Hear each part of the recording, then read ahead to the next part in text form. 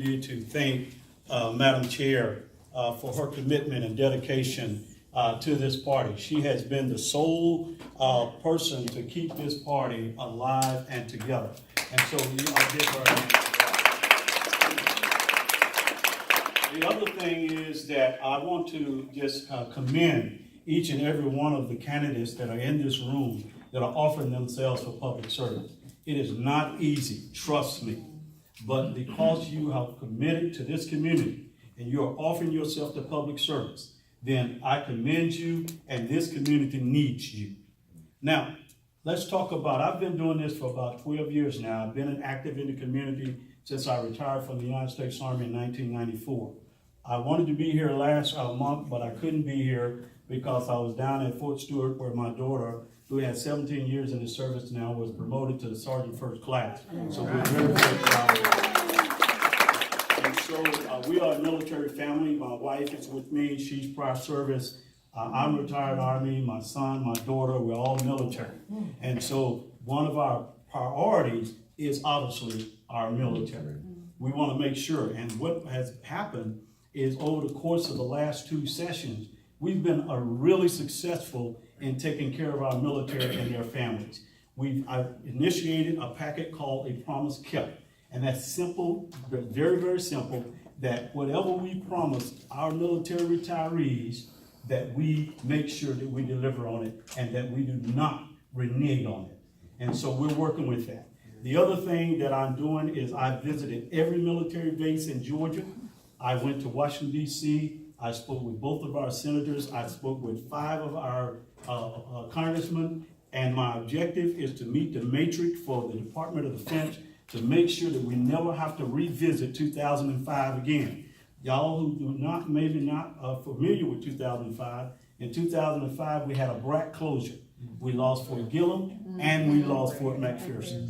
And so we wanted to be proactive this time, so we went. I went to the Department of Defense at the Pentagon. I spoke with the top officials with the United States Army and the United States Air Force to make sure that they understand that not only do we not want them to close any more bases in Georgia, we want them to know that if they're looking for expansion, we have the space for it. And so we encourage them. One of the initiatives that we're working on is to get the F-35s here in Georgia. Minnesota don't want them. They say they're too loud. We say that that's the sound of freedom. And so we want them here in Georgia because it creates jobs. Now let's talk about my platform a little bit. It really hasn't changed over the years. Most of you in this room know me. You know what I've done in this community. I continue to work hard in this community. I continue to promote jobs and economic development. I'm big on education, and I know that there are things that we need to do here. Now let me give you just a tidbit. I'm the guy who authored House Bill 1302. House Bill 1302 is a bill that allowed us to answer mandate number 9 for SACS to regain our accreditation. Right. That was huge. Oh, yes. Okay. I'm also the guy that introduced the legislation that brought public transportation back to Clayton County, House Bill 1009.